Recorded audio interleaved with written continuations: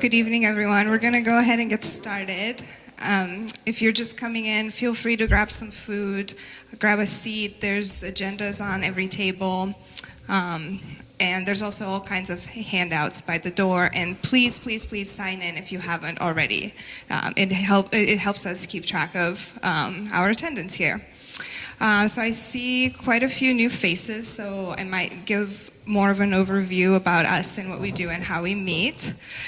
So we are the Lents Neighborhood Association. We meet every fourth Tuesday of every month here in this space. It's the Lents Activity Center. It belongs to the Seventh-day Adventist Church, and they've been very gracious to allow us to use it for all of our meetings and other events like the Lents Community Clothing Closet. We serve food around 6:45. We also offer free childcare. We have trained and certified childcare providers, so that's really nice. I always bring my daughter, and she has a great experience. So if you have kids, feel free to bring them next time. In terms of, we try to discuss, topics that are relevant to Lents and to East Portland. If you ever want to get added on the agenda, or if you have a topic that you'd like to suggest, just email us. You find our contact information on our website, lentsneighborhood.com. In fact, the main topic tonight was suggested by one of our community members, so it'd be nice to see that more often. Next month, in May, the main topic of our meeting, we're going to make it a transportation forum. So we're kind of in the process of brainstorming what are some topics of interest of, transportation, but also as it relates to public safety. So we can talk more about that later, and we also welcome suggestions from you. And you'll see that we have kind of a process for how we do things here. We might vote. Which I'll explain at the time. And we also have a structure. There's committees that we have. In fact, when we do introductions, if people are on certain committees, it would be great to talk about them. I just brought some photos here from some of our events that our committees put together. We just had one at the Lents Memory Garden. It's the Portland Memory Garden, but very few people know it's actually in Lents. That was very successful last weekend. The Lents Community Clothing Closet, Lents Fair, and a couple of cleanups that we have coming up. We always need more volunteers, so if you're interested, please let us know so we can get you signed up. So, let's see, we're going to go around and do introductions before we get started with announcements. But first, I wanted to do something that we haven't done before, at least I haven't done before here in this capacity, which is a territory acknowledgement. I think it's important for us as an organization to acknowledge that we are on the unceded, which is a nice word for stolen, traditional tribal lands of the Multnomah, Cascades, Clackamas, Oregon City, Tumwater, Tualatin, Kalapuya, and other Chinook bands who make their homes along the Columbia and Willamette rivers.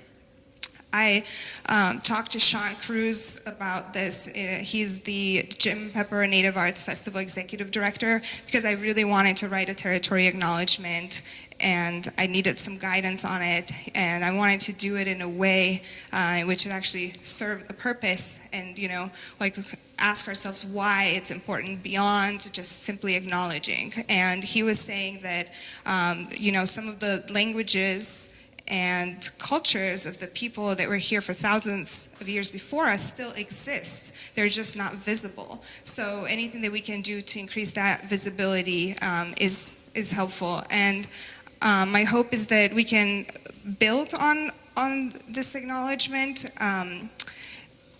both to increase visibility for Native communities and accountability for white people, and to explore concrete actions that we can take to disrupt and dismantle colonialism, just beyond just saying this. So some questions to think about is, how does this acknowledgement relate to the event or work that we're doing? What is the history of this territory? What are the impacts of colonialism here? What is our relationship to this territory? How did we come to be here? And most importantly, how do we connect to the Native and Indigenous communities? so that we can build relationships with them and support the work of local indigenous nations and organizations. And one concrete way to do so here in Lens is actually coming up in May at the NEA Family Center on May 11. They have the NEA Spring Marketplace event that runs from 11 to 4, showcasing work from some of Portland's finest Native American artists. It's a great opportunity to connect face-to-face with people, and Sean Cruz will be there along with other musicians. So again, that's Saturday, May 11 from 11 to 4. So with that, I'm just going to pass around the mic and do introductions. This is important because it helps us get to know each other, so try to take some pride in it and own it. Maybe you want to tell us how you heard about the meeting or what brought you here tonight. If you're a board member, let us know. If you're a former board member, we'd love to acknowledge you. If you are on a committee of the LNA, that's also helpful to know.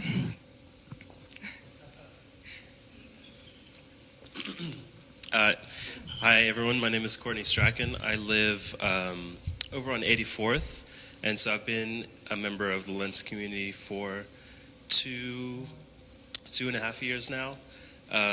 Moved in about 2.5 years ago, but this is my first meeting, so looking forward to coming and hearing from you guys and hearing from the community. Cool.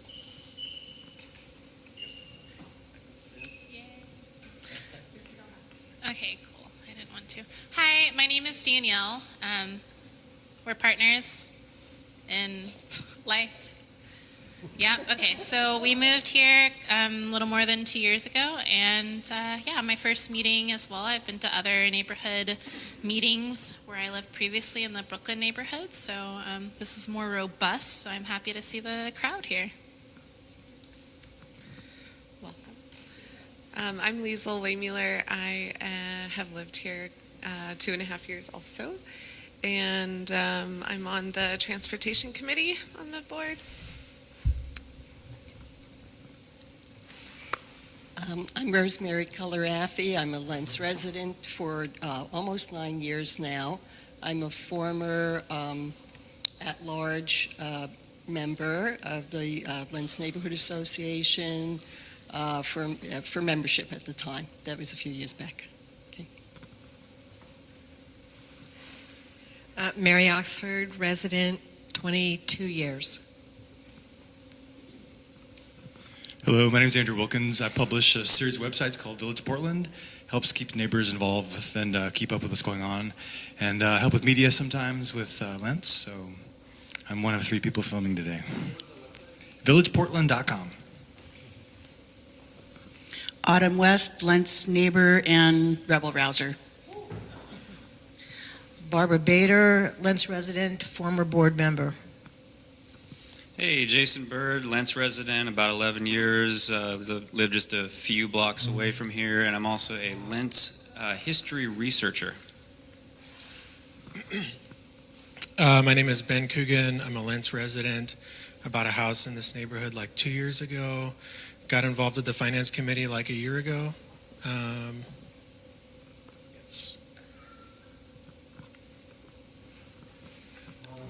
Chris Mandeville. I'm coming up on 2 years in Lens.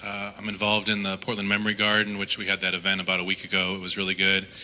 And I'm also a neighborhood coordinator for Friends of Trees. And I come to these meetings, started about maybe like 4 or 5 months ago, and I'm really interested in making Lens an even greater place to live and a neighborhood that works for everybody.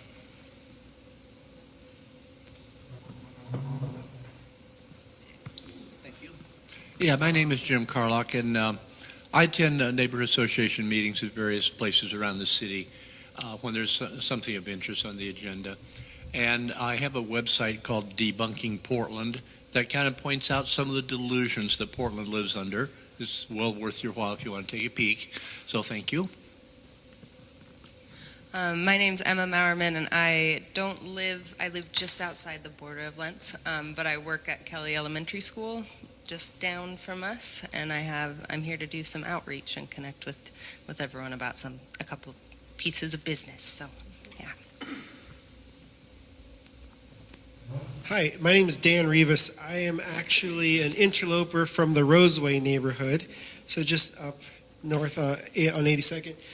But I'm here from City Club of Portland to talk about the commission form of government. And my name is Julia DeGraw, and I live in the neighboring neighborhood. I live in Montevilla. Moved there about 5.5 years ago. And my grandparents used to live there too, so like some deep roots in that neighborhood. And I am here to talk about the prospect of changing our form of government and creating city council districts. So, and I work with the organization called Portland Forward. I'm David Simpson, a frequent visitor to Lentz. I'm Stephanie Scoville. I use she, her pronouns. I am a new homeowner in Lentz as of 2 months ago, but I just moved here from Kenton, and I was on the Kenton Neighborhood Association, so I'm hoping to get involved here.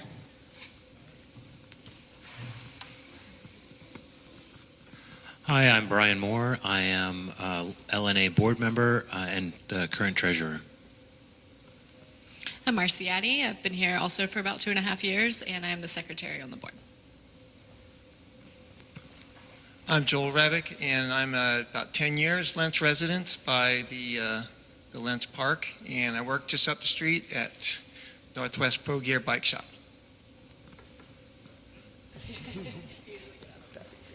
I'm Robert, the Lentz Neighborhood Association Public Safety Chair. Been in the neighborhood since '92. I have 3 kids. It's my primary thing, being a father of 3. So. Oh yeah, and coordinator for Lentz Fair that's happening August 11th. I'm Sarah Wines, a board member. I've been here in Lentz about 9.5 years now. Vice Chair. And I'm Sabina. I'm the chair of the Lentz Neighborhood Association, and one of my roles is to facilitate these meetings. So with that, before we move to community announcements, which is actually my favorite part of the agenda every time, I just wanted to recognize our note taker, which is Marcy. And Marcy also picked up all this food for us, so thank you. And our childcare provider, Carmen, it's usually Norma.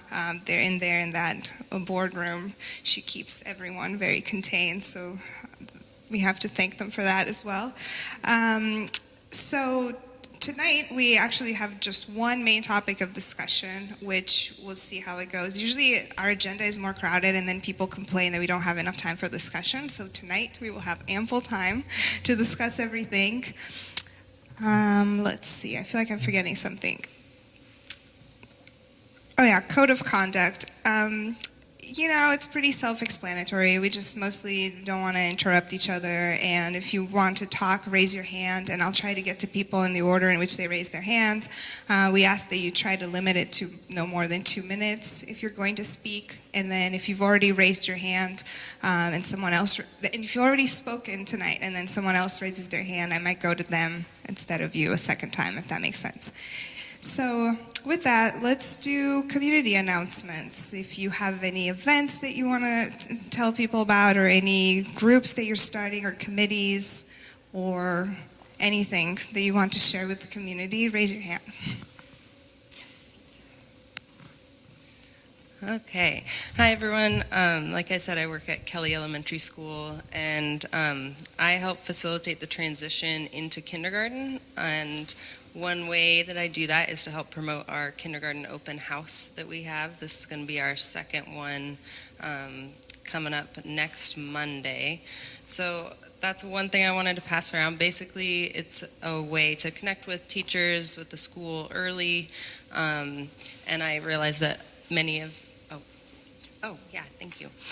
Even if you do not have an incoming kindergartner this year, the more hands that have the flyer and can maybe pass it to a neighbor or ask the market you go to if they could put it up, just the more people spreading the word is very helpful. So if you would take a flyer, if you can think of anyone that you could pass it along to, that would be great.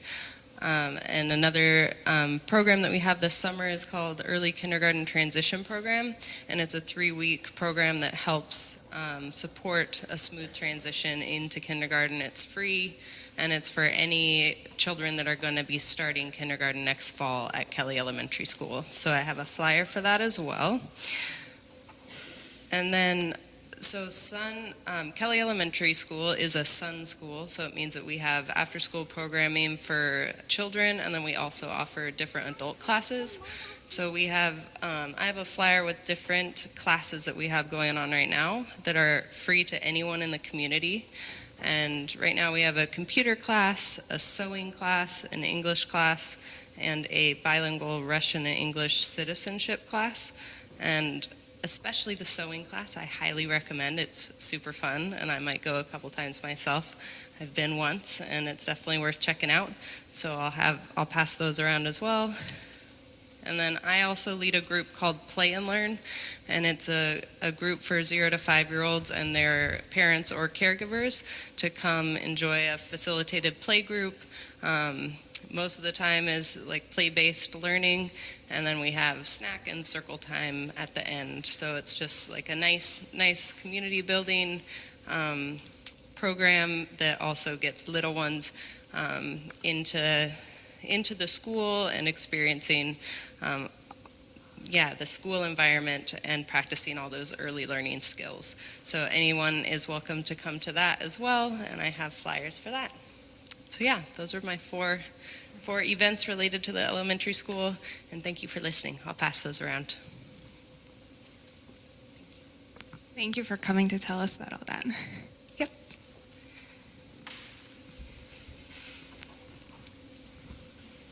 Okay, so the next meeting at the end of May is the Transportation Forum. So if anybody's interested in joining the Transportation Committee to help put that together and other events throughout the summer, hopefully, related to transportation, please find me after. And then another announcement is one of the programs that I work with at my day-to-day job, the Immigrant and Refugee Community Organization, is a Summer Works program. We put about 1,000 youth into internships for a couple months throughout the summer.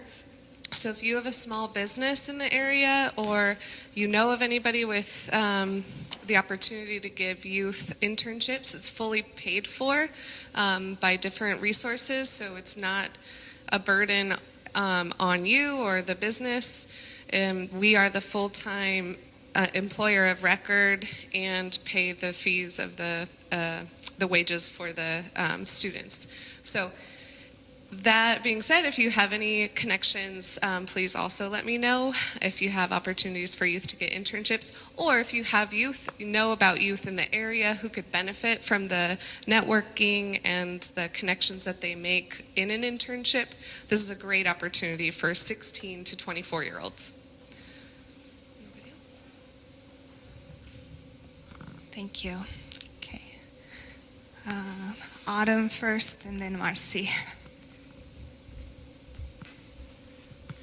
I just wanted to say I was really disappointed in how the LNA handled the new copper penny sign thing. I felt it really lacked integrity because, I guess, to deny ownership, and that because it suddenly became a problem, and basically to dump it on the neighbor, the tidy-dighty, and send him a letter. I don't know what it said, but basically it felt like it must have said, "Too bad, so sad, it's your problem now." And it really felt like that lacked integrity and is kind of a stain on the LNA, and it was kind of sad and not fair to our neighborhood. So I just needed to say that. Okay, I hear you. Anyone else? Yes, Marcy.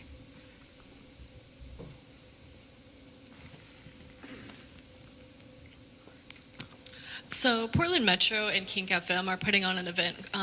in the summer, June 1st, called Paint the Town Green, and I'm their point person for Lents, and so we've just kind of worked out all the details. So mostly I just want to say, if you don't already follow our Facebook page or check our website, to please do that, because that's where I'll be posting a lot of information about it. But basically, we'll be meeting in Glenwood Park at 9 a.m. on June 1st. Bella's Bakery has donated some breakfast items, and New Seasons has donated some snacks and stuff, and then Portland Metro is providing lunch afterwards. And we're cleaning up 82nd, kind of between, I think Lentz will be Duke and Flavel. So please look for those announcements. Thank you. This is our second year doing this event, and it was very successful last year. I just wanted to double down on what Autumn said about the new copper penny sign situation. There's ample paper evidence of it, of the sign belonging to the LNA, and the LNA board making this decision that it doesn't own it is totally off the wall and misrepresents the people of Lentz in general, and a lot of people to whom the sign meant something positive. Older residents, people who've been here a long time. The new copper penny represented as someone put it to me, it was the place to go in Lentz, and the memory of it meant a lot to a lot of people. And Cindy, who owns Tidy Didy, is pretty angry. I don't blame her, and it's a stain not just on the board of the LNA, but on every member of the LNA who had nothing to do with the decision, but it's in your name. It's in our name. Cindy, by the way, did manage to do what the board refused to take responsibility to do. She found some place for the new copper penny sign within a week. And in fact, she had 3 or 4 people who were credible and were able to repair the sign and display it, who were ready to take it. So it's going to, at this point, it's going to stay in Lentz. It's going to be in the Eagle Eye eventually when it's fixed up and made possible to have it inside there. So I think that's, as Autumn put it, it's been a real stain on this organization. Thank you for the update on the future of the new copper penny sign. Some people might not know the background to this, but it's essentially the sign that was the new copper penny establishment, and when they tore it down, it got placed in a number of places, and the LNA was handling it for a while, and it got stored in the parking lot of the diaper place, Tidy Didy. So for a while now, we've just been talking about what we should do with it and who owns it, and that's, a big topic of discussion. I don't really want to get into it right now, but, well, I mean, it's not a topic on the agenda, so I don't really want to spend time on it. I want to respect everyone who came here for the discussion item, and yeah, but we can always talk more about that on the side, or we can address it in a more proper time and place. So with that, yes, any more things to say? Any announcements or community building things?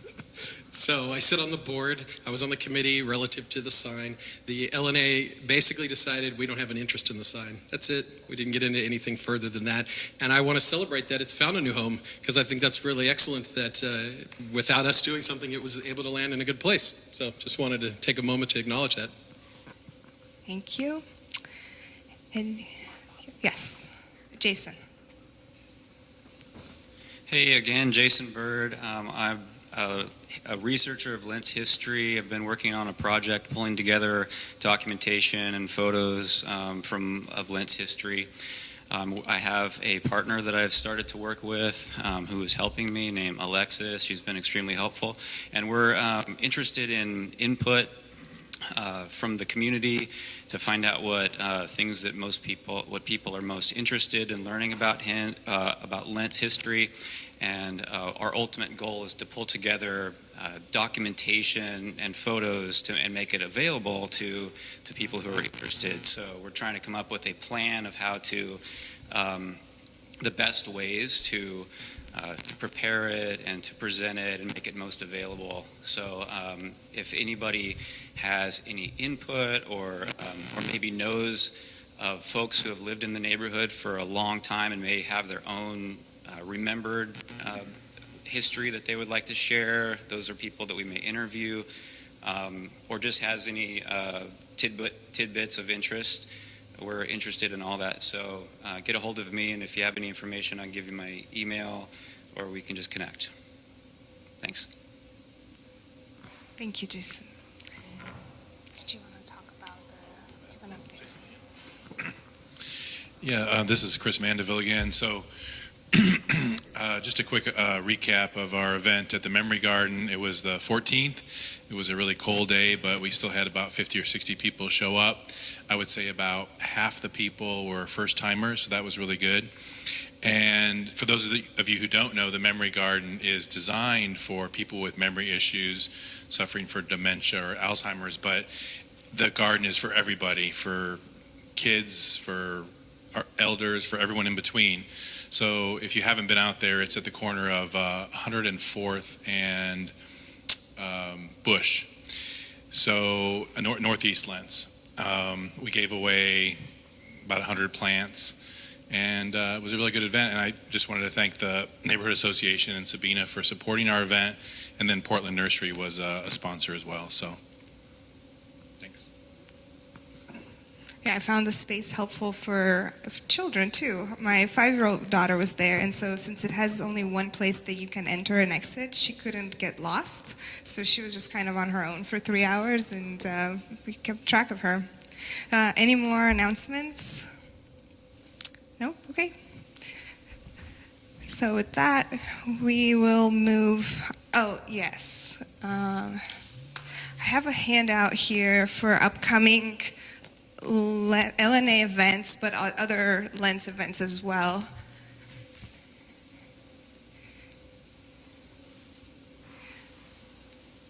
And you're welcome to grab on one of these on the way out, or I can pass them around too. But like Liesl said, we have the transportation forum that will happen at our next general meeting, so fourth Tuesday in May. Paint the Town Green, that's June 1st. That's the cleanup that Marcy mentioned. The Pet Parade is June 2nd. It's also sponsored by the LNA. The Longest Day Gathering, that's another event that's going to be on the longest day of the year, June 19, also at the Portland Memory Garden. Chris has handouts for that. We're doing a second Lent's Community Clothing Closet. We might get a dedicated space for it, but if we don't, it will be here again, and we'll need lots of volunteers. So talk to me about that if you'd like to help. Lent's Fair is August 11. Again, we'll need lots of volunteers for that. And then also, end of June, we're planning a bike/walk tour of Lent's. We kind of want to do it under the umbrella of Pedalpalooza. So our traffic committee chair is putting it together, and Joel might help. It's work in progress, so plenty of opportunities to get involved if you would like. So with that, we're going to move to our discussion tonight. Portland's Commission Form of Government, Is It Time to Restructure? And we have Julia DeGraw from Portland Forward and Dan Rivas from Portland City Club here to talk about alternatives to the current form of government that we have. And it's a topic that was proposed by one of our LNA members. Autumn suggested it. And we think it's relevant to Lents and to East Portland because oftentimes we feel not represented or underrepresented on this side of town.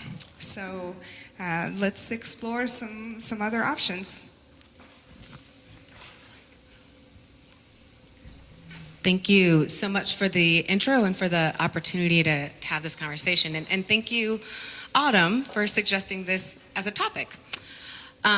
So in order to have a discussion about how to change our form of government and what our other options are, it really helps to have an understanding of what our current form of government is, where we're at, in order to have kind of an understanding of the critiques of it, and then and we'll kind of go over some of the alternative recommendations that the City Club of Portland has put together. The City Club took a couple years to really, really do a deep dive into the current form of government and searching for what potential alternatives could be. So Dan and I are going to tag team kind of giving you the background so that we can then have a really, hopefully, informed and robust, conversation about what y'all would like to see, right? So I came to this issue before I went to work at Portland Forward. I was a candidate for Portland City Council. I ran in the 2018 primaries against incumbent Nick Fish on this topic. This was my lead campaign issue. I live in Montevilla. My grandparents lived in Montevilla, so growing up I spent a lot of time, all my summers, with my grandparents. They were the primary caretakers when my parents were working.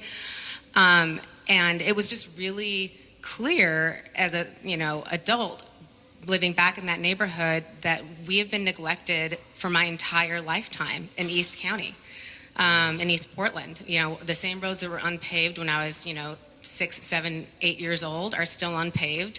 We don't have street lights in a lot of places. We don't have sidewalks in a lot of places. And I also learned that in order to get those, we end up, citizens end up having to pay for them, right? So it's like I just really, and that's when I kind of started to do this deep dive into why. Why is it this way?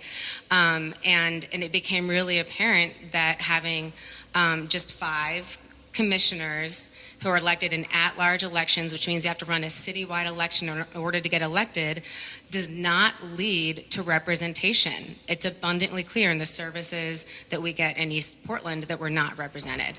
And that was kind of my primary topic when I was running for Portland City Council. And Dan's going to do a much better job of giving kind of the background of how that form of government came to be in Portland. But if you look at the history of it, the majority of people who've been elected through that at-large election system are wealthy white men, generally from the west side of town.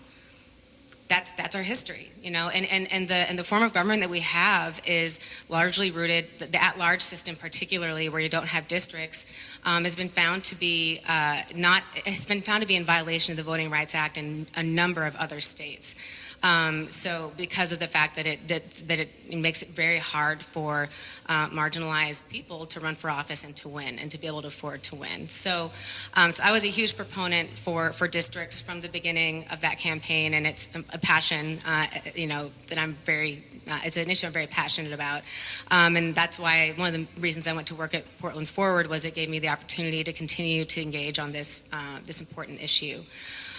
So that's kind of where I'm coming from. I think it's a good time to hand it off to Dan. We're going to go back and forth a couple times to kind of give you the background, and then we'll open it up to discussion. Thanks, Julia. And thank you, Sabina, and thank you, Julia, for giving me a place on this stage and sharing your time with me. I'm from City Club of Portland. As Julia mentioned, we had a research committee look into this issue, and our research committees are made up of member volunteers who just dig in. They volunteer their time to look at an issue, look at it from as many angles as they can, and then put forward a set of recommendations. Show of hands, anyone feel like you sort of know a little bit about the commission form of government? Who feels like they pretty confidently have a good grasp on what this government is and how it works? And who feels like they know nothing about the commission form of government at all? Yeah, it's a good mix, and I think that's pretty common throughout Portland. So let me give you a kind of basic rundown of what this system is as it's currently conceived here in Portland. So we have a mayor, of course, like almost every city, and that mayor is one of 5 city commissioners. And so all 5 of those commissioners also make up the city council. Every one of those 5 commissioners has an equal vote on city council. So if you get 3 votes, regardless of if it's the mayor or anyone else, you might be able to pass what you need to pass. The kind of key thing about Portland's commission form of government that is remarkable is that every one of those city council members I mentioned is a commissioner. They are assigned multiple bureaus that they run. So think about the Water Bureau, the Fire Bureau. Those people answer up to a commissioner, one single commissioner, who is sort of like their CEO, is the person who ultimately makes the call for how those bureaus run. And we can talk a little bit later. I think Julia will get a chance to talk a little bit about some of the problems with this system. You can already imagine, right, one commissioner has the Fire Bureau, one commissioner has the Police Bureau, and fire and police aren't getting along. And maybe that's because the commissioners aren't getting along. Maybe it's budgetary reasons. There's a lot of reasons now that these different parts of city government get pitted against each other. Portland does not have a city manager. We do have Tom Reichert is, what's his official title? He is the chief operating officer or something like that. I think like that. Yeah, so the city has sort of piecemeal tried to patch up some of the issues that have emerged over the years, but we don't have a city manager currently. The commission, interestingly, has both legislative and executive functions. So say they're running a bureau and they have a policy that they want to put forward, they not only are kind of crafting that policy and then they're going to vote on it, and then they're going to implement it as well. So it can kind of get a little convoluted in how that policy actually is vetted and how you actually think about the checks and balances in that system. And then, as Julia mentioned, the commissioners are elected at large. So all of Portland, no matter what neighborhood you live in, you're all voting for the same commissioners, and those commissioners may live in your neighborhood and they may not. If I'm right, I don't think there's ever been a city commissioner from Lentz. I think that's pretty safe to say in general for most of Leonard lived in deep East Portland, but I don't think it wasn't Lentz. He outlier. Right. Deep East Portland. Well, not even deep, but it was east of 82nd. Right, and Joanne, I think, lives east of 82nd now. So it's not impossible, but the reality is, so there's never been someone from St. John's, for example, never someone from Park Rose. You can pick all these neighborhoods, but you can then look at Irvington, Alameda, pick any Southwest Portland neighborhood, and you can have a very long list of city council members. So there's an issue there possibly. I'll back up and talk about where this came from. Portland has, in May, it'll be 106 years that we've had this commission form of government. It was passed by voters in 1913 by a vote. I think it was less than 1%. It was like 200-something votes decided that. This system came from Galveston, Texas. It was implemented after a massive hurricane basically wiped out the city of Galveston. 12,000 people were killed in the region, and the place basically was feeling like they needed to rebuild from scratch. So they decided to rebuild their government from scratch and decided that the elected representatives weren't going to do the job, so they just wanted the governor to appoint people to be their city council. And they devised a system where each of those council members is a commissioner, and they each would run some piece of the city. And the idea was if one person could be running each thing, then they could more directly get it up and running. Unfortunately for them, that was declared unconstitutional. They couldn't have representatives who were unelected. And so their compromise was to have at-large elections and keep this commission model. And at the time, most of the country was running a kind of a ward system, often like a strong mayor-ish type system. And so those were often seen as very corrupt. There were like ward bosses, you probably have heard that term, people who were sort of running that part of town and had a kind of stranglehold on all the activities in that town, in that neighborhood. And so this was meant to be a reform and to do away with those kinds of tight controls on neighborhoods and have a kind of more open system where everyone was being represented equally, was the theory. This, because it was a reform idea during the progressive movement, it spread pretty quickly. Texas really embraced it after Galveston. A lot of the cities in Texas, like Austin, Houston, Fort Worth, adopted the system.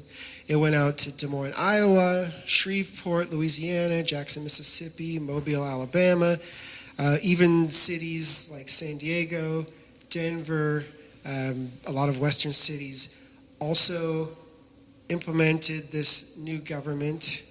But interestingly, most of them abandoned it really quickly. San Diego abandoned it in 1915, Wichita, Denver 1917, Nashville, Sacramento 1921. So you saw a quick spike after Galveston, a lot of interest, a lot of excitement, and then almost immediately you saw a pretty steep decline. A lot of cities looked at that and said, this actually doesn't work. And so today we are currently the only large city that has a commission form of government. So I sort of alluded to some of the issues, but I'll kick this back to Julia to talk about maybe some of the problems she's seen with the way our government is currently constructed. Yes. I think something that's really relevant to keep in mind is that in the other commission forms of government, like in Galveston, people would run as experts in the bureau they wanted to run, right? They'd be like, I'm an expert in water. I'm going to run on the water bureau like platform. In Portland, we actually removed that component of the commission form of government and made it so that the mayor assigns bureaus to commissioners. I'm not going to say at random, but definitely not based on not necessarily based on that commissioner's interest or skill level, right? And a lot of folks, I mean, just because you can win an election doesn't mean you know how to run a bureau, right? This is why he kind of referred to the city manager idea. It's a city manager is a professional who understands how things work, right? And can be held accountable to metrics. Whereas in a commission form of government, what we seem to be experiencing, and I think you can't point to a crisis or a problem we have in Portland right now without connecting it to one of these structural issues within our city form, our commission form of government. What you end up with is what was alluded to earlier, which is siloing, right? You have all these different commissioners that are really passionate about their commission, about their bureaus, and they get really turfy, about resources, and the bureaus often don't share information with each other. They have different systems that don't communicate with each other often, like technology systems.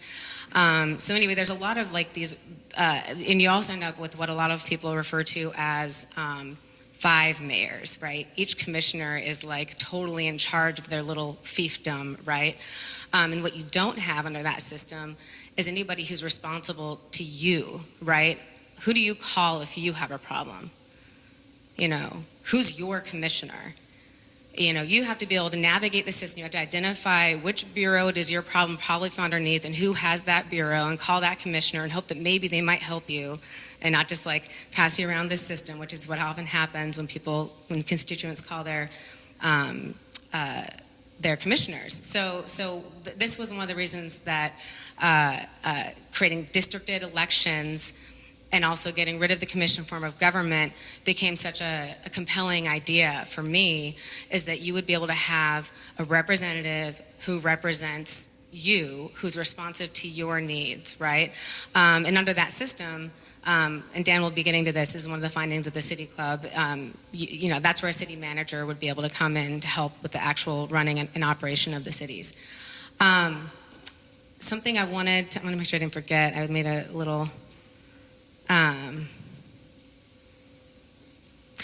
yes. So something that I found to be really interesting, having worked more closely with staffers at the city who work for Chloe Daly's office and Joanne Hardesty's office. They have staff that are willing to be a lot more transparent and communicate with the public in a more clear way than I've ever seen before from a city council member.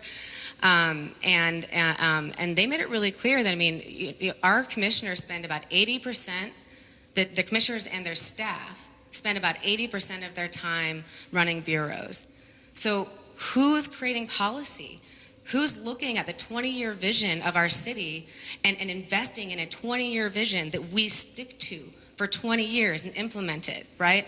Under the commission form of government, every single bureau can't tell if they're coming or going because they get passed around from, one commissioner to another commissioner, and they change the parameters of the game, right?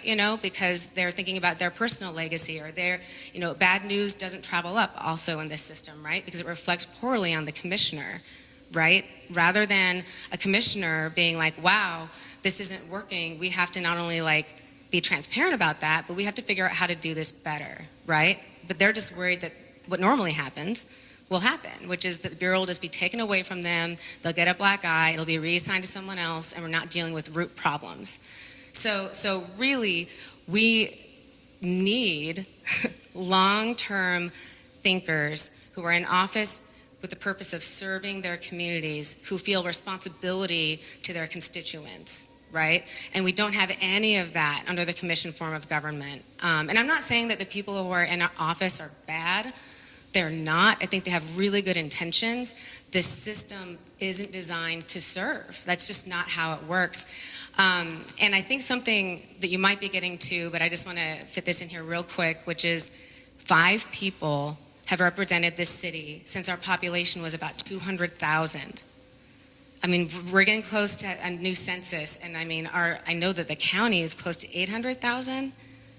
I forget how big the city of Portland, 6? Over 6. We're over 600,000, and it's going to be much larger, I think, when the next census comes out. And we still only have 5 people representing our city. That is statistically insane. I mean, not insane, but we're an outlier, So we need to grow the council so we can have more representation, and have counselors who actually can be more responsive to a population this size. But yeah, I think that really the one other thing I want to get at that sounds a little. I think the City Club report probably covers this better than I'm going to articulate it right now, but the 5 commissioners is a very strong consolidation of power.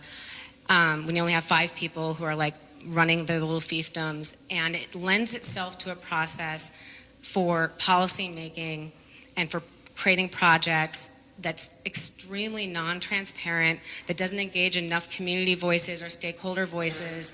And this is how we end up often with a lot of large projects that they're botched, right? They just don't look like the city knew what they were doing, or there was unintended consequences. And it's because the process by which a commission form of government comes up with big projects or massive policies is innately not broad enough. It doesn't take into account enough perspectives. And if you have a more legislative body where people are elected from districts, you're much more likely to have a process that's inclusive, that might be longer, but is going to come up with much better solutions and results for people. And again, people being able to legislate from a long-term vision, which I think the people who work at the city, the people who work in these bureaus would love to have visionary leaders who can stick to a 20-year plan that's going to solve these big problems, like 82nd Avenue, right? If we had a long-term vision on 82nd Avenue with benchmarks and funding, we would have we would have been able to solve it by now, right? So, but it just it just keeps on changing over time. So, anyway, I think those were the big points I wanted to make, and I will pass it back to you to kind of get to City Club research and recommendations. Yes, that is exactly it. As I mentioned, City Club did this report and put out some recommendations. I'm going to go through those quickly. A couple things to say about this. One is City Club has researched this many times before. We've had this government for 106 years. People didn't like it almost from the beginning, and so we've been sort of fighting about this as a city for more than 100 years. City Club has been around for 102 years, so we've been fighting about this since the beginning of our organization, and we will continue till we change it. So that's sort of where we're coming from with this. we also recognize that the previous conversations have been about efficiency and effectiveness of government, which are, of course, incredibly important. But what's been missing in that conversation was an equity lens. Is this form of government equitably serving the entire city of Portland? And so that was the research charge we gave to our volunteer researchers. That was the question. Does the current commission form of government equitably represent all residents of the city? And how should we choose our representatives if not? So we put forward some recommendations with an equity lens in mind, and we sort of borrowed the city's equity lens with some kind of modifications of the committee. But we made these basically 4 recommendations. And I'm sure this is where we'll really want to talk a lot more, so I'll kind of go through these quickly, and then hopefully we can open up to discussion at that point. So recommendation number 1, hire a city manager. We feel like we need someone who is accountable both to the mayor and city council and who can work across all the city's bureaus.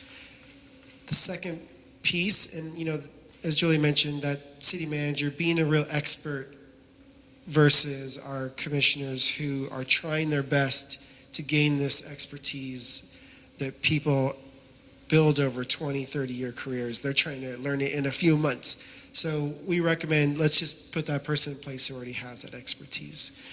Second recommendation, increase the size of city council. As Julia mentioned, 5 city council members. That was maybe okay when we had 200,000 residents. We're at maybe 660, getting close to 700,000. That puts us way out of line with every other city anywhere.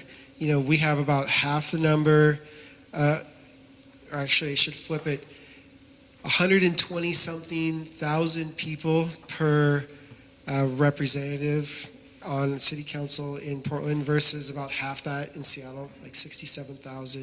And as you go to Oakland, it's even fewer constituents per representative.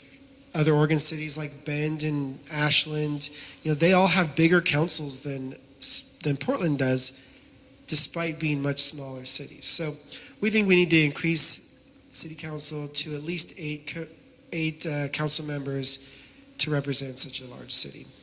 We also think we need to move to district representation. I think this is what most directly is probably relevant to you all here in Lentz. We feel that every part of the city deserves someone who knows their neighborhood and who can directly represent them. You haven't gotten that historically. We have gotten a little better recently, but the reality is you're not likely to get that kind of direct representation under the current system. And finally, we think we need to consider alternative voting methods. First past the post, you have a May primary and a November election. That May primary, not a lot of people turn out. If you're someone like Nick Fish, you have the financial support and the name recognition to just glide through your May primary. You get 50%, you don't have to run in November, and you're done. If we have a different voting method, for example, what if we had a ranked choice voting method? Then you have the opportunity for just one election, so sort of consolidating those elections. And then you have the opportunity for someone who is maybe a second choice for a lot of people because they know that person's competent or they really like their ideas, but they're more comfortable going with the name brand politician. In a ranked choice system, that number 2 person might actually end up getting elevated to the number 1 slot. So what that means is the incumbent doesn't have that sort of inevitability advantage that they enjoy right now in the first past the post system. So we are actually researching this further because there are a lot of different alternative voting methods. One that's familiar probably to some of you is the STAR system that they almost got passed in Lane County, I believe. So close. Maybe next time they will. But there are other methods out there, and we're looking into those to make a recommendation that really digs into those a little deeper. So maybe we can open up to discussion. Did Julie have one more thing? One more just because I think it'll help inform the districting conversation. Kristen Eberhardt normally gives this story, and she's brilliant. She's a researcher for the Sightline Institute, and she was also on the committee that did the report. She was a witness. Okay, witness. She has a whole report on this specific to Portland, and I think you can find it if you like Google Portland city council districts, or if you go to Sightline Institute, you can probably do a search for it there. But basically, she came up with recommendations in the city like Portland, where you don't have. Well, I'll put it this way: in a lot of the communities that determined the at-large election systems were not were not compliant with the Voting Rights Act. Those cities would often create districts where they could guarantee that you would have a black person elected or a person of color, because you had a majority, what they call a majority minority district, which is kind of a weird way of going about ensuring you have representation, because it's kind of what if those populations move and whatnot. But the bottom line is, in Portland, we're such an overwhelmingly predominantly white city, and there's no one geographic area where you have a majority minority population. And her recommendation about the best way to get more equitable representation is to have multiple member districts, where you would have possibly slightly larger districts and elect 2 or 3 people per district, which kind of gets at the ranked choice voting or star voting method. Is extremely useful if you're taking your top 2 or 3 candidates, right? So that's another way of kind of helping ensure that you get more women, working class people of color into office, is by possibly doing multiple member districts. So that's something I kind of wanted to throw out there, because it might be helpful for your Q&A. Oh, and the one other, I promise I'll stop after this. Because I imagine one of the questions is going to be how do we do this? There's 2 ways this can go. The first is 3 ways it can go, actually. A citizen-led ballot measure, where we determine what kind of election system and form of government we want, and we take it to the ballot, we collect signatures, and we vote on it. And doing that in a big, broad, coalition-driven way. Or there's a charter review process. The city has a charter. It's kind of like their version of a constitution.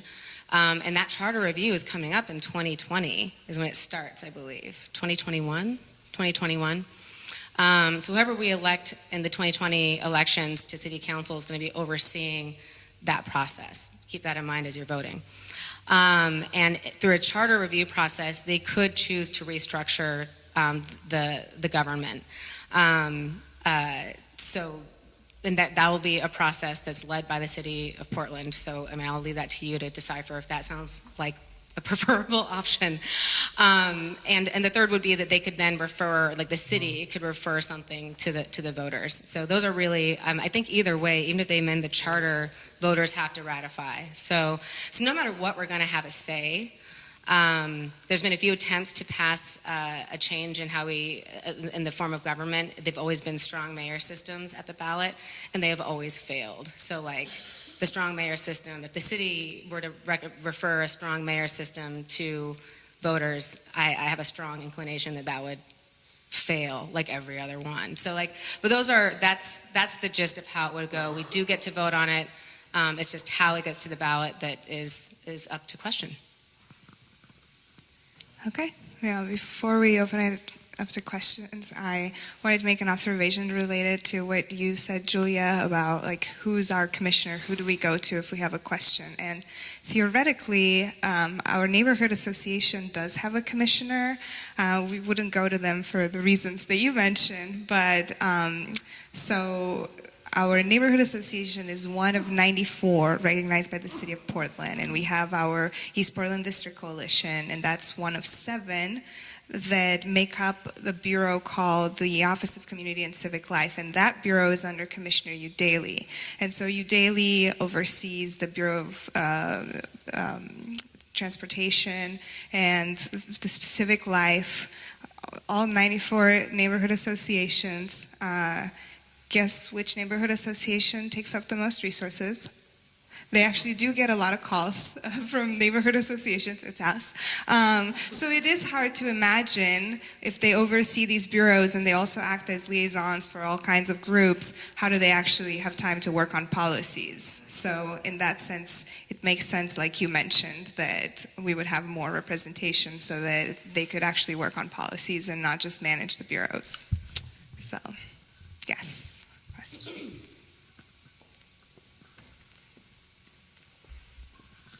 Oh, thank you. This has been kind of a nagging topic in the back of my mind for a number of years. About districts, I think that's a great idea, primarily because it will lower the cost of getting elected. And the second thing is, right now, all of our city commissioners have to satisfy the entire city, so they're sort of an average. And that ignores an awful lot of detail. You mentioned changing the method of voting. I got a proposal for the biggest single change we could do is never allow anyone to be elected at a primary. If one person wins the primary by 90% of the votes, he still goes to the general. I think that would be a dramatic change in the city. Another dramatic change would be to elect key bureau heads, police, water, roads, and probably a couple others. So they're going to be responsive to the people, not to the politicians. And that means they're going to have to work on lowering our water bills instead of some hooty-tooty philosophy. The police, well, maybe they're going to have to listen to complaints about the number of people that are getting shot, or maybe the trash in the neighborhood.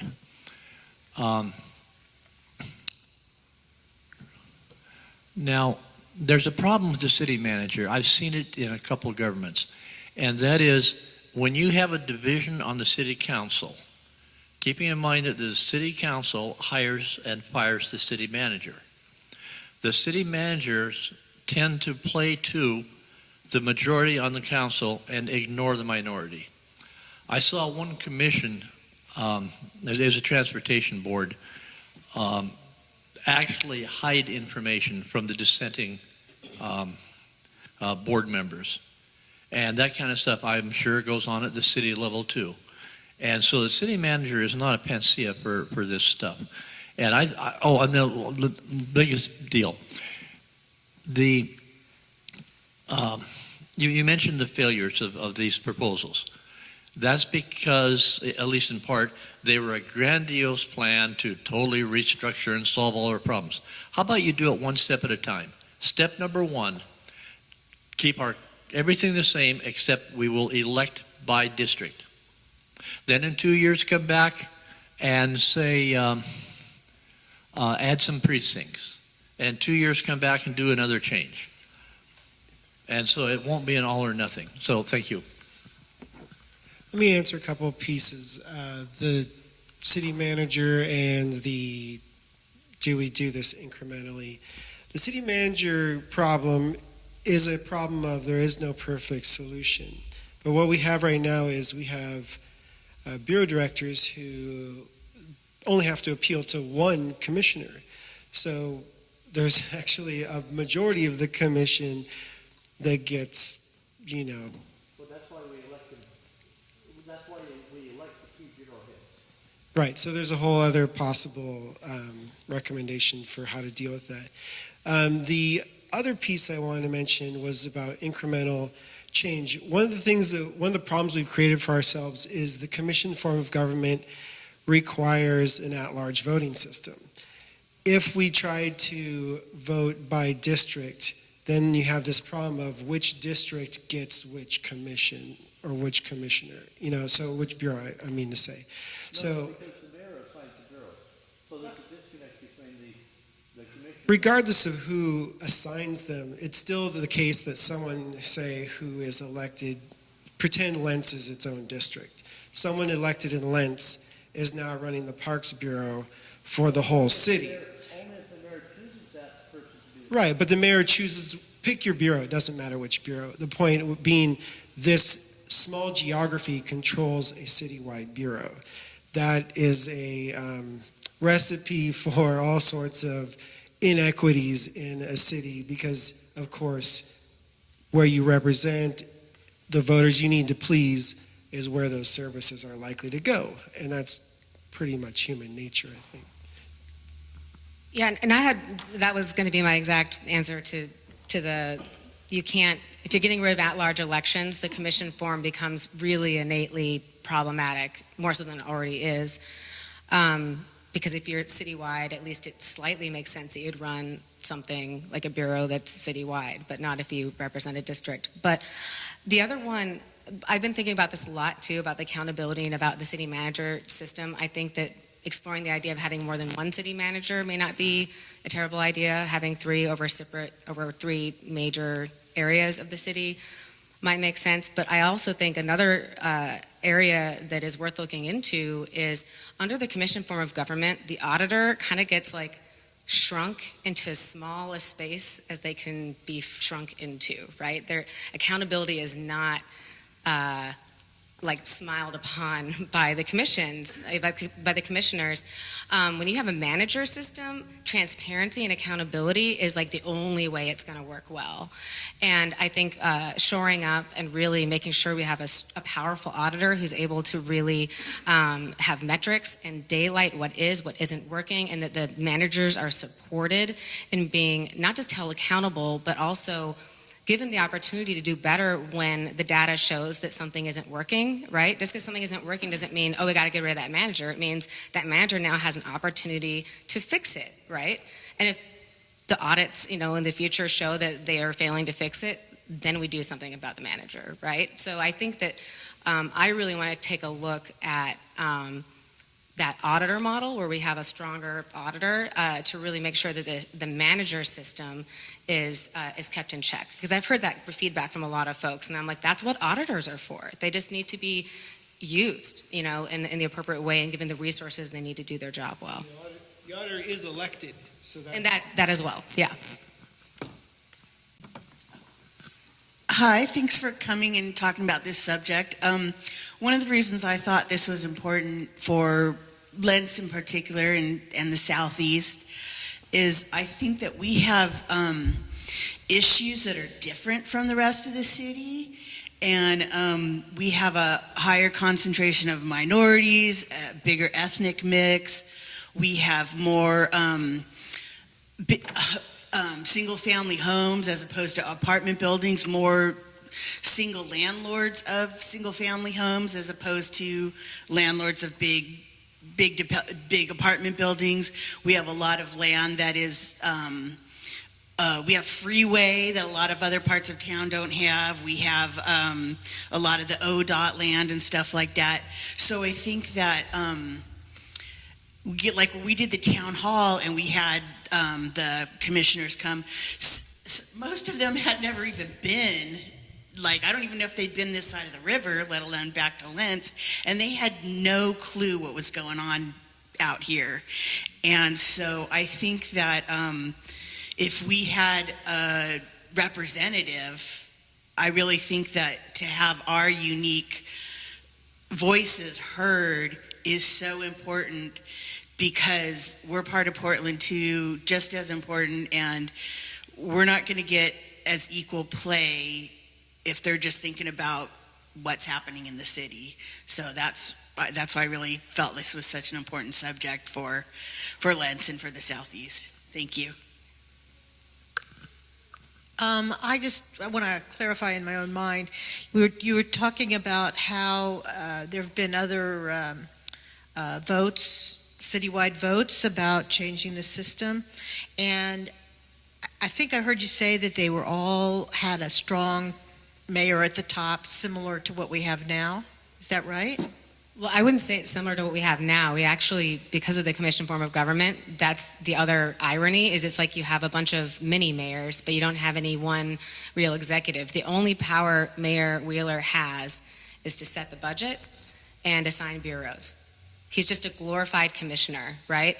And rather than, and so every other form of government has been like this really strong executive mayor idea, right? Where the mayor I mean, one of the recent ones had it so that the mayor was able to like veto decisions that were passed by the. I mean, it's like, but the idea was that like the critique of the system from some of those previous ballot measures seemed to be that they felt that there was a lack of executive power, and I think that that's I don't agree with that analysis. And I don't think that the City Club report that took 2 years to produce, that looked at it through a representative and equity lens, did not come to that conclusion either, right? It's the mayor under the system that we're proposing, and the system isn't totally carved in stone, but under a system where there's a mayor and districted elections, the mayor would still be at large, right? The mayor needs to be elected by the entire city and represent the whole city, and would be more powerful than a city councilor.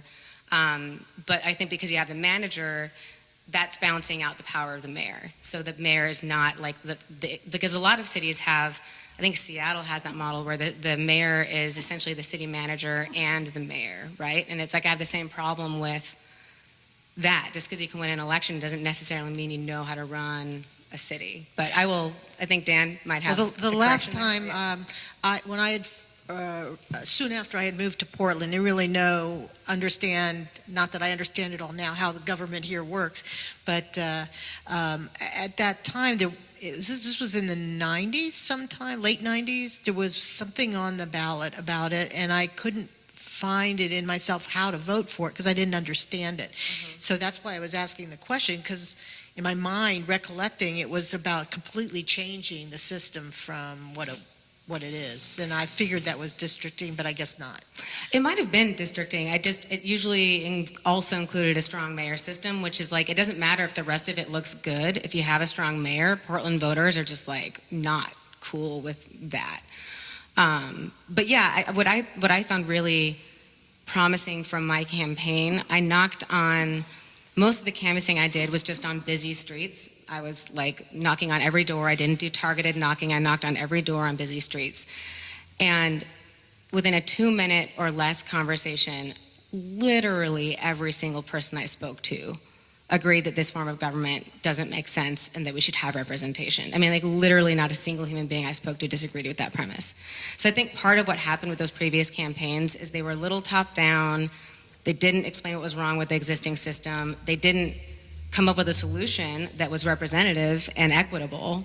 But if you approach people from the lens of, does this make sense? And would you like to have representation in districts? It's just like this light goes on almost immediately. So I think that it's, on top of all that, we're an exploding city with a massive housing crisis and massive wealth inequality, and you can't, the system is being exposed as dysfunctional to a degree that like we're at a breaking point, and we weren't there in the 90s, and we're there now. And I think that that's also a major difference. When this is on the ballot in 2020, I'm just going to call it, when we put this on the ballot for 2020 is what we really need to be aiming for. If we do this right, it will pass, and it's going to be what's so desperately needed for our communities. So. Yeah, I tried really hard to bring tonight someone who is in support of the current form of government, and it was really hard to find anyone. There are a couple of commissioners that have been vocal about supporting it, Fritz and Fish. But other than that, from my research, I've found like some PSU professor and other people, and I reached out to them, and they said, I want to note, I have since changed my opinion since that article was published, and I now think that because so many people in Portland support a change, I think that probably that's what's best for people.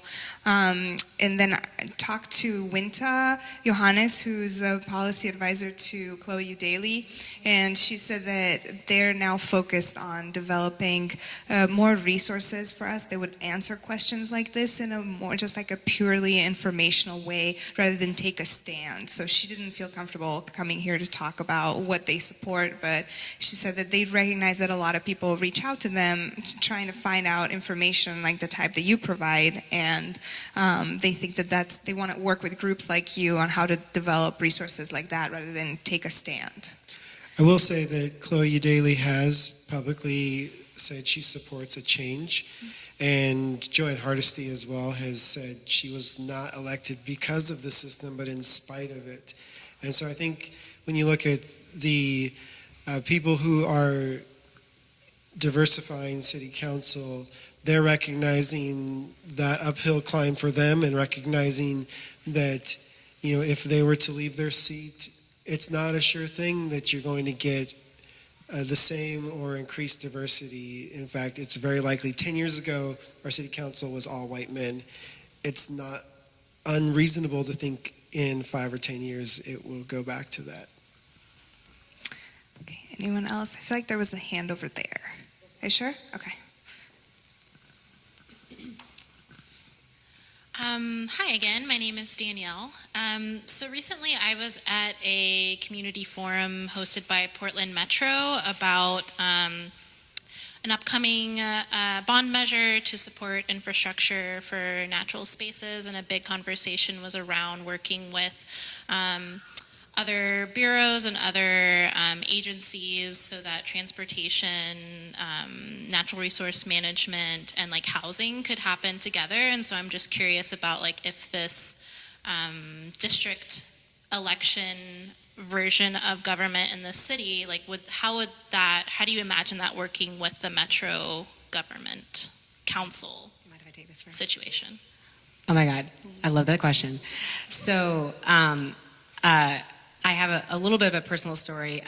Lynn Peterson, who's the president of Metro, met me right after I announced I was running for city council, and I was at the Labor Day picnic with my stickers and my first piece of literature, and I pitched her on city council districts, and it turns out that's something she's very passionate about. She was involved in the city club report process, right? Which I did not know. I didn't know what she looked like either, so I had no idea who I was talking to. And we got coffee, and it was amazing. But what I said earlier about the fact that our current commission form of government fails at long-term planning and visioning, right? Metro is that entity, right? Metro is the one that's supposed to have the long vision, create the plans, and implement them, right? And the city, as it is right now, is I'm trying to find a diplomatic way of saying it, but it's not easy to work with if you're trying to do long-term planning, because it is unstable. The joint housing office between the county and the city, that is an outcome of the city failing to do a good job. I mean, no one is going to say that to you quite so plainly except for me, but I'm going to say that, right? It's absolutely the truth. The county is better at long-term visioning and about, setting up a plan and sticking to it and having benchmarks and having funding, right? And none of these forms of government are perfect. I'm not going to say that. That's a really important thing. Nothing's going to be perfect, but its dysfunction is apparent. When you have legislators who are serving their people, who are thinking 20 years out, you're going to get better outcomes at every level of government that we have. I mean, I really believe that. I mean, obviously, I have a stance, but I think that's we're currently really not getting that from the city. It's a challenge, and this change is what's necessary, I think, to make them a better partner to the other local municipalities. And you can probably give your more. I don't know if you have to say that. I agree. I speak really bluntly sometimes. So I think everybody here knows the city of Portland's broken currently. I mean, I think a lot of us know the history. I've lived in outer East Portland since I used to live in David Douglas when the Portland annexed in illegally, basically.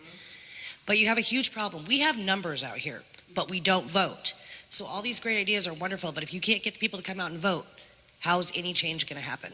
I also love that question, because if you don't see you on the ballot, you don't show up, right?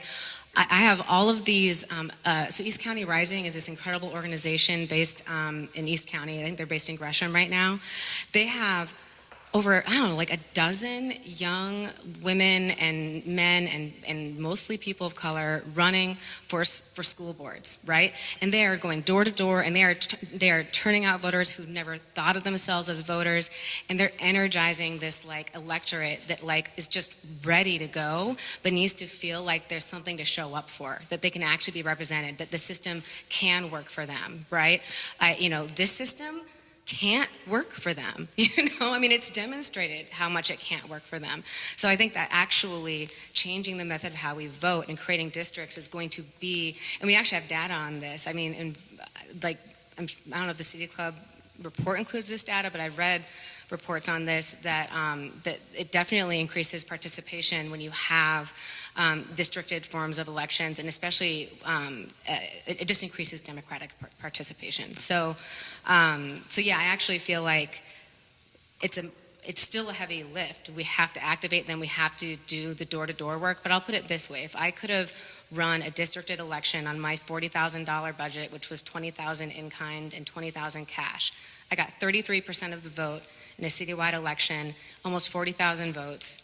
Ocasio-Cortez got through her primary with 15,000 votes because it was a district, right? I got more than twice as many votes, and I couldn't get through a primary, right? Because I was running a citywide election.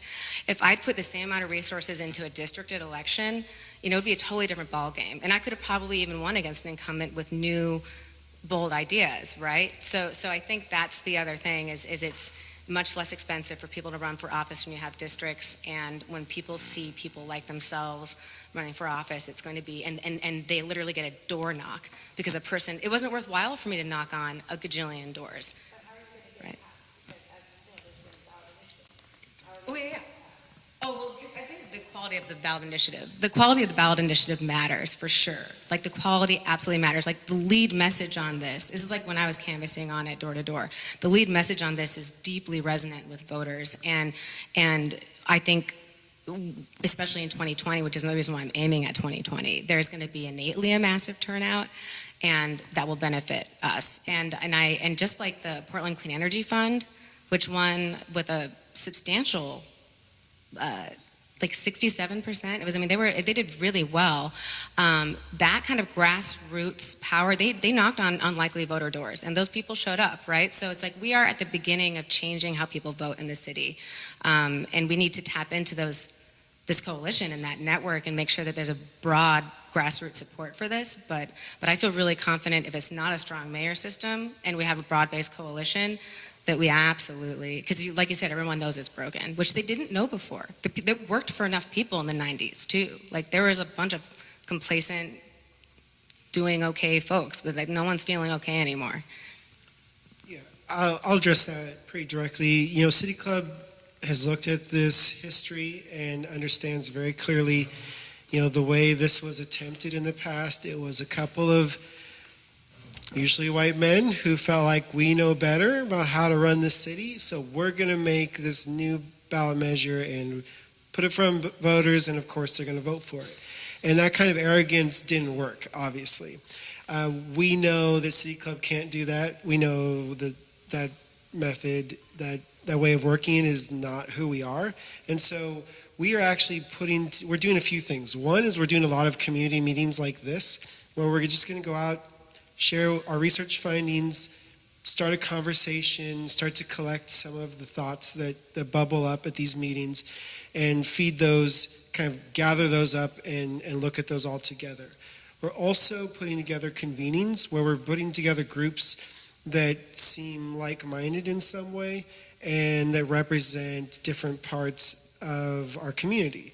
So we are going to have, Portland Forward will definitely be one of the members of a convening that is a lot of just civic organizations that are trying to do things in Portland, and we're going to talk about what we think and find out what they think and start to see where we agree and where we can work together. We're also going to put together a table of just communities of color, and those groups will also have the same opportunity to share what they think, tell us how interested they are, whether they're not interested, share their ideas about how to make this better, and to see if we can build some momentum in those communities as well. And so building on these few different convenings and these community meetings, we then will have hopefully a coalition that will all be aligned on a set of ideas that will then inform a ballot measure, and then we'll all work together as a coalition to get this thing passed.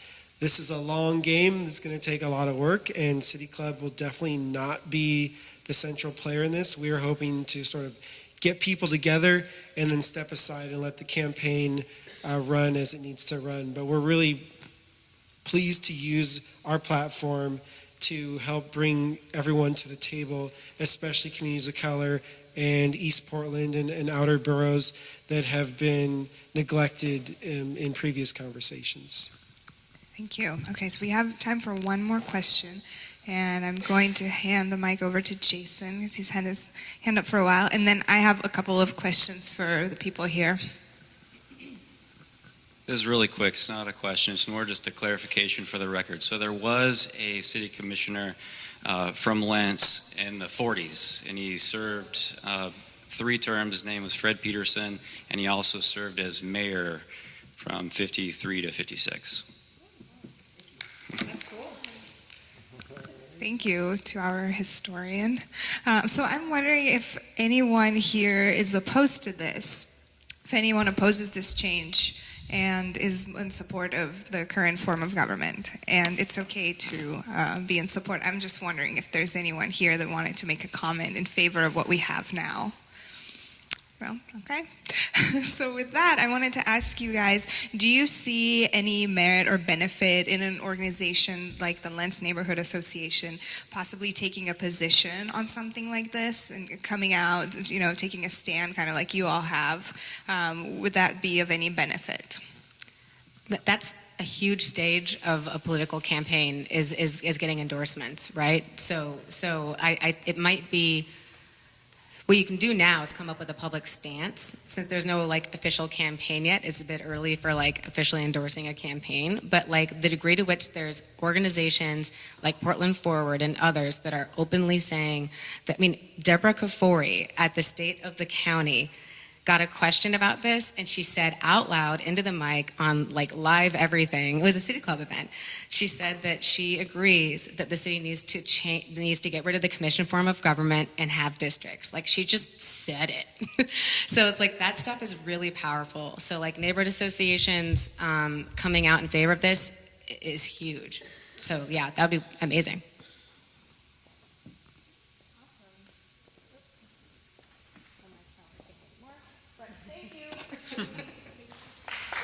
Thank you.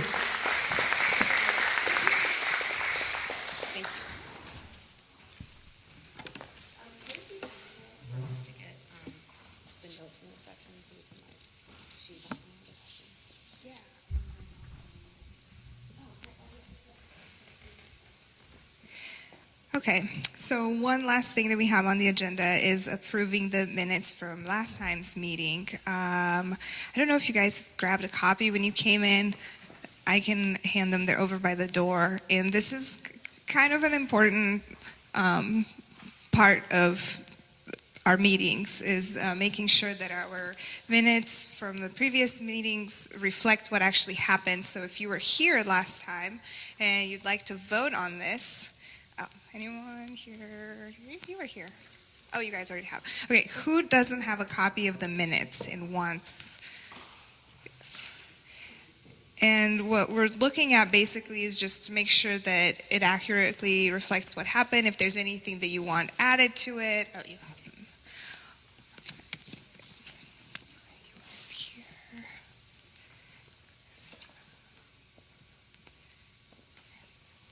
Do you guys have minutes? You are here. Participate. Are you looking at them? Robert.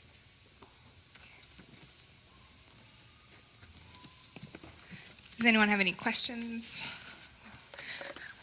Okay, so I move to approve the minutes from the March 26th Lentz Neighborhood Association General Meeting as they are. Okay, Marcy seconds. Any comments? Okay. If you're in favor of approving the minutes, please raise your hand. Okay. Then keep them up so I can count. 1, 2, 3. 10. So 10 in favor. Is anyone opposed to the minutes? Okay. And how many are abstaining? Also need to count that. So 1,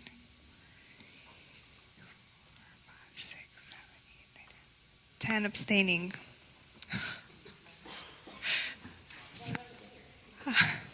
I think it passes.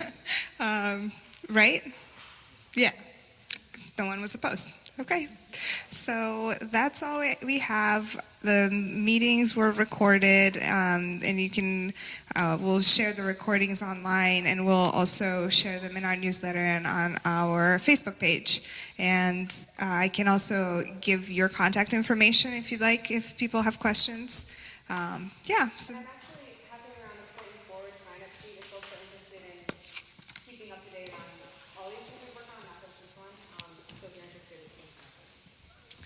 Cool. And I'm going to pass around all the LNA events that we have coming up. Thanks, everyone. Meeting adjourned.